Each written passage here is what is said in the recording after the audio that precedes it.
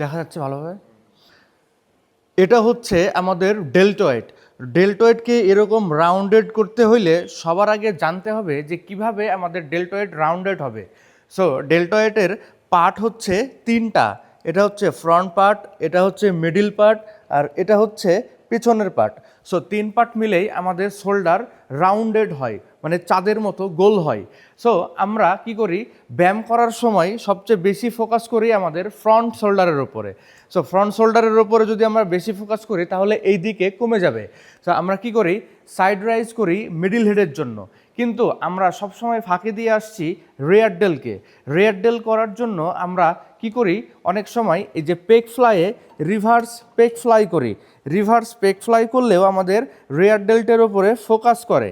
কিন্তু আপনি যদি রেয়ার ডেলটাকে অনেক বড় করতে চান তাহলে আপনার মাসেলের ওপরে অনেক বেশি ওয়েট চাপাতে হবে এবং ফর্মটাকে ঠিক রাখতে হবে। সো রেয়ার ডেল যদি আমরা করতে যাই তাইলে কিন্তু এখানে আমরা বেশি ওয়েট নিতে পারি না, আর আমরা বসার পজিশন ঠিক রাখতে পারি না, বিধায় আমাদের রেয়ার ডেল ফোকাস কম হয়। সো আমরা এটা করা রেয়ার ডেল্টের জন্য আরেকটা ওয়ার্কআউট করি, সেটা হচ্ছে ফেস পুল। ফেস পুল করলে অনেক ভালো কাজ করে আমাদের রেয়ার ডেলের ওপরে। বাট এটাতে যখন আমরা ওয়েট নেই, ওয়েট এটাতে অনেক বেশি নেওয়া যায়। ওয়েট বেশি নেওয়ার সময় কি হয়, আমরা বডির ব্যালেন্সটাকে ঠিক রাখতে পারি না, হয় এই দিকে নুয়ে থাকি অথবা সামনের দিকে ঝুঁকে থাকি। সো এটাও একটা রিস্ক আছে আমাদের ওয়েট নেওয়ার ক্ষেত্রে। সো আজকে এমন একটা ওয়ার্কআউট আমি দেখাবো যেটাতে আপনারা ওয়েটও নিতে পারবেন, আবার কোনো পশ্চারেও ভুল হবে না। সো সেই ওয়ার্কআউটটা হচ্ছে ফেস পুলি, বাট আমরা দাঁড়ায় থেকে করব না, আমরা কি করব, এটা বসে বসে ওয়ার্কআউট করব। সো এটা করার জন্য আমরা ওয়েটও বেশি নিতে পারবো, এবং যখন আমরা ধরবো তখন হাতের পজিশন 4 আঙ্গুল দিয়ে আমাদের রোপটাকে ধরতে হবে এবং আমাদের থাম এটার ওপরে রাখতে হবে।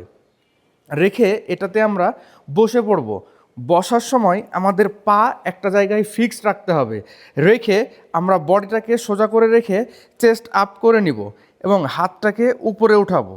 রেয়ার ডেল ফোকাস করার জন্য আমাদের এলবোটাকে সবসময় উপরের দিকে রাখতে হবে।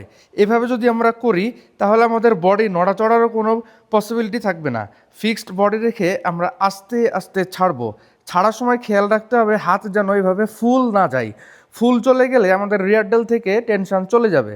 সো আমরা একটু ধরে রাখবো, দেন এটাকে এলবো উঁচু করে নিচের দিকে ফাস্ট নামাবো, আস্তে আস্তে ছাড়বো। তাহলে দেখবেন আমাদের রিয়ার ডেলের উপরে অনেক বেশি ফোকাস করবে। এটা আপনারা ওজনও নিতে পারবেন এবং আপনার পশ্চারও কোনো ভুল হবে না। সো এইভাবে যদি ওয়ার্কআউটটা করতে পারেন তাহলে আমাদের রিয়ার ডেল অনেক বড় হয়ে যাবে। এটা আপনারা 12টা থেকে 15টা রেপস দিবেন 3 সেট করে। ফার্স্টে আপনারা ওয়েট ক্যাপাসিটি নিজের মতো করে নিয়ে নেবেন, তারপরে আস্তে আস্তে ওয়েট বাড়াবেন। সো এইরকম ভিডিও পেতে ভিডিওটি লাইক করে দিবেন, শেয়ার করে দিবেন, কমেন্ট করে দিবেন।